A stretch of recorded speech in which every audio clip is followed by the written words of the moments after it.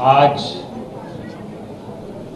Youth Congress और NSUI मिलकर बिहार में जो सबसे बड़ा मुद्दा है पलायन,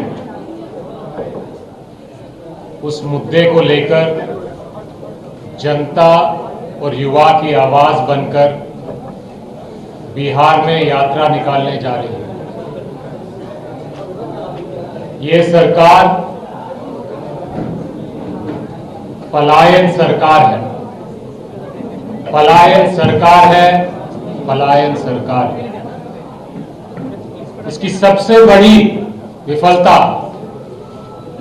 कि बिहार और हर एक बिहारी के सम्मान, स्वाभिमान और गौरव को ठेस पहुंचाया है। कैसे पहुंचाया है? यहाँ पे महंगाई, कमाई, पढ़ाई, दवाई सबके ऊपर काम किए बिना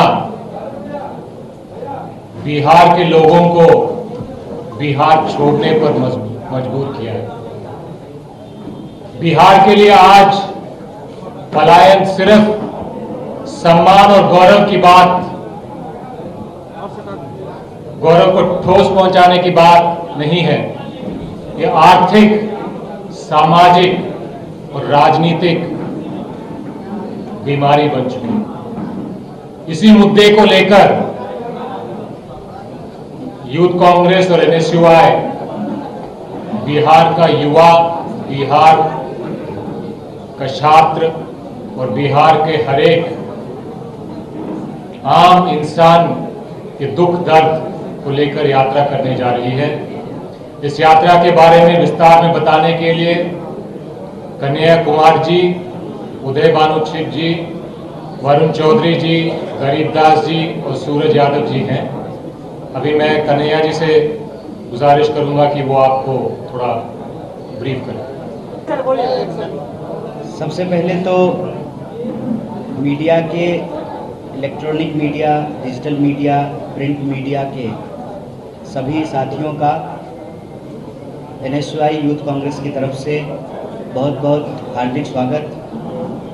जैसा कि हमारे बिहार के प्रभारी कृष्णा जी ने आपको बताया कि आज एनएसयूआई और यूथ कांग्रेस की एक संयुक्त बैठक हुई, जिसमें यह फैसला लिया गया कि बिहार का जो सबसे जरूरी मुद्दा है, बिहार का जो सबसे दर्दनाक पहलू है, उसके संबंध में एक पदयात्रा निकाली जाए। तो आने वाली 16 तारीख को, 16 मार्च से, जहां से गांधी जी ने चंपारण आंदोलन की शुरुआत की थी अंग्रेजों के अन्याय के खिलाफ, तो बिहार के लोगों के ऊपर जो अन्याय हो रहा है उसके खिलाफ एनएसयूआई और यूथ कांग्रेस 16 मार्च से एक पदयात्रा की शुरुआत करेगी।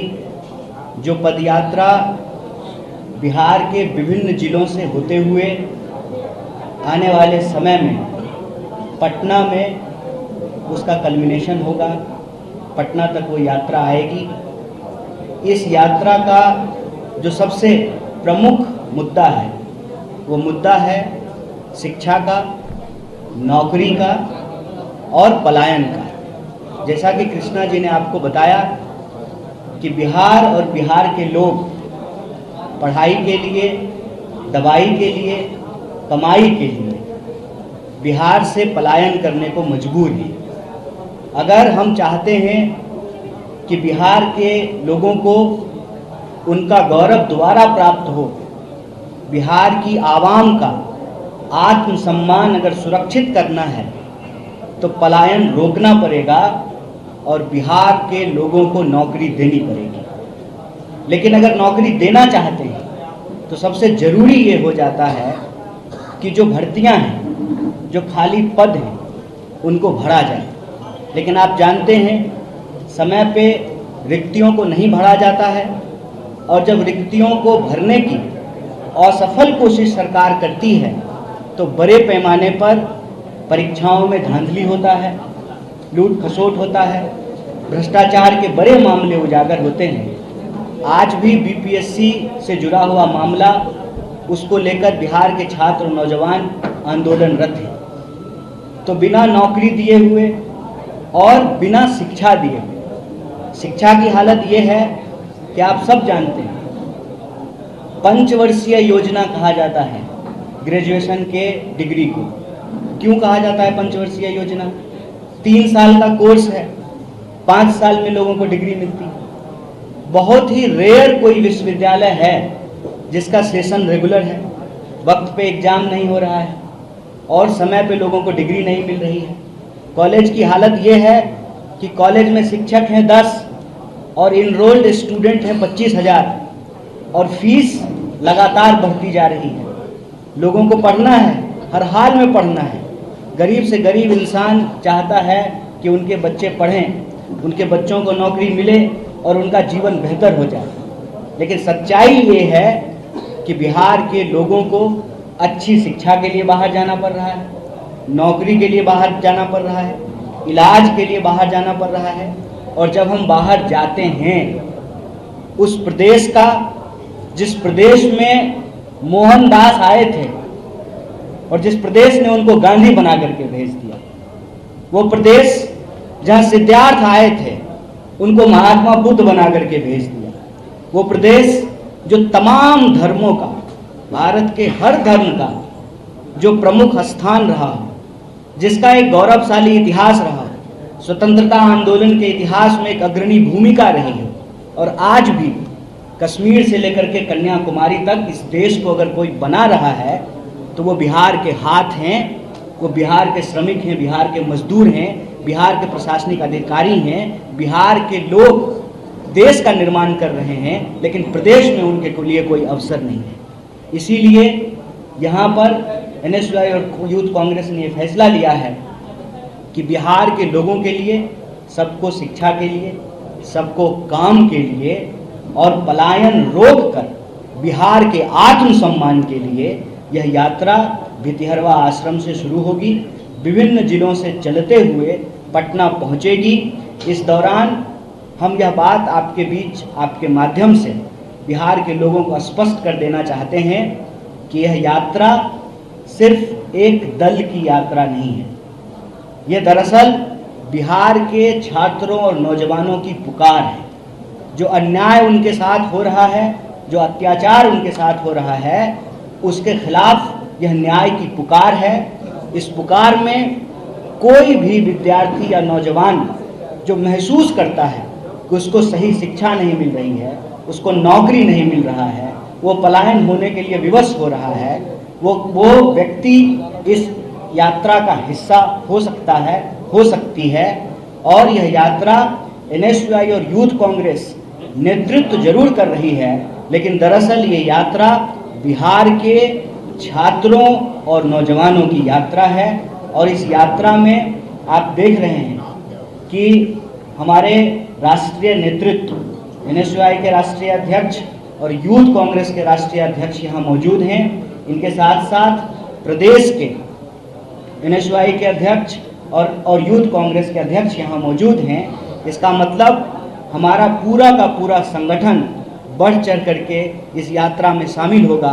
आपके माध्यम से हम बिहार के नौजवानों और छात्रों से भी अपील करते हैं कि अत्याचार के खिलाफ न्याय की पुकार के लिए आप इस यात्रा में बढ़ चढ़ करके हिस्सा लें। बहुत बहुत धन्यवाद। बहुत बहुत शुक्रिया। इस यात्रा का नाम क्या होगा? यात्रा में कौन कौन से नेता होंगे शामिल? नौकरी दो, पलायन रोको, ये यात्रा का नाम रहेगा। नौकरी दो, पलायन रोको, ये यात्रा का नाम रहेगा, जो बिहार में यूथ कांग्रेस और एनएसयूआई एक साथ मिलकर निकाल रहे हैं और सभी कांग्रेस के साथ। और मैं साथ में कहना भी चाहूंगा, कृष्णा जी और कन्हैया जी का धन्यवाद भी करता हूं जिन्होंने ये बात रखी।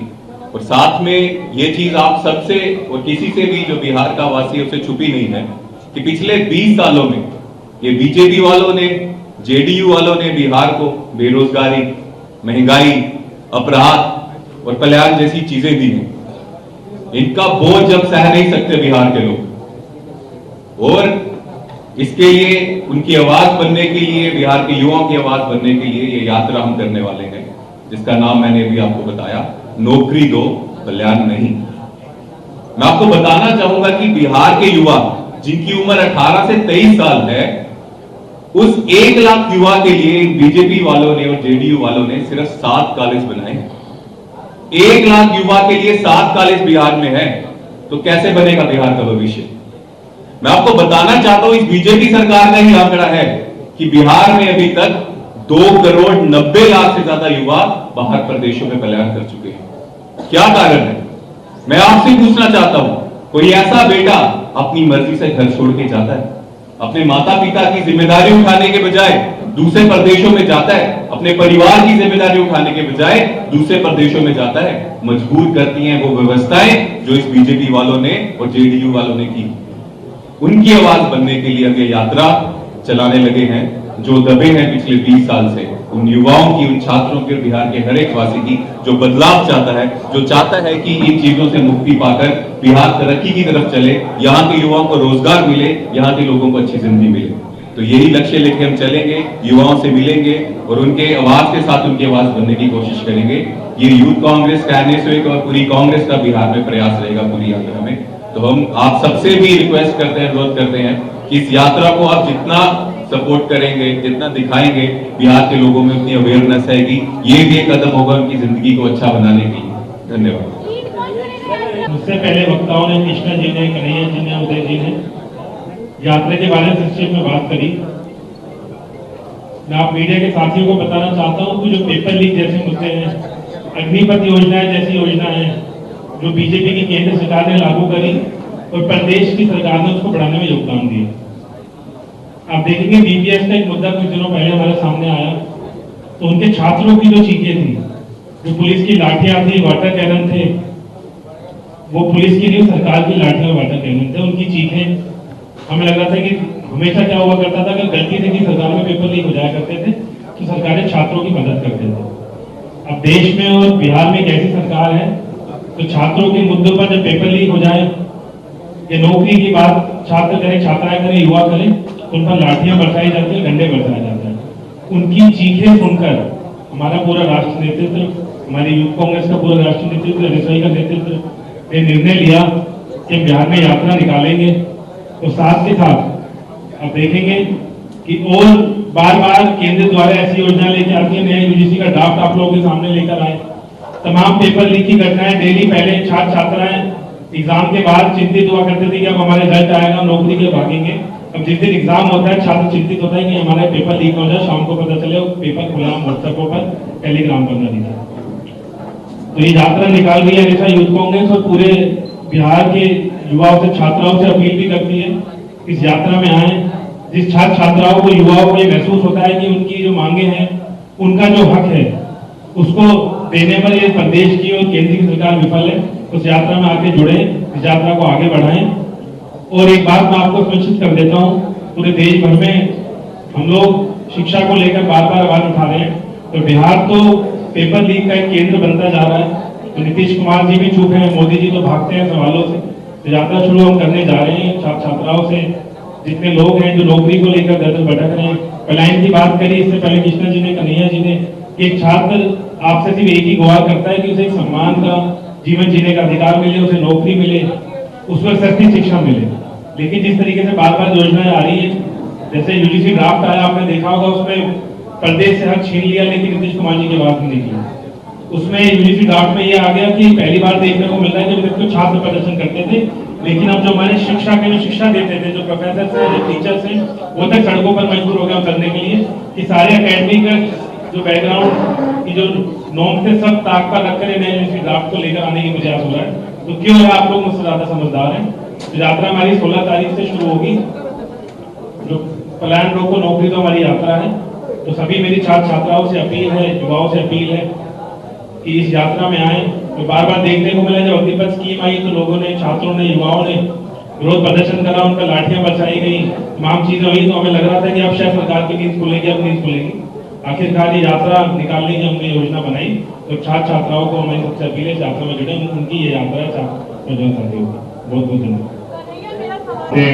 मैं अपने राष्ट्रीय नेतृत्व का बहुत आभार करता हूं कि जो ये बिहार का जो ज्वलंत मुद्दा है, खास करके नौकरी के मुद्दे को आप देखेंगे कि आज बिहार के एक एक युवा नौकरी के लिए भटक रहे हैं।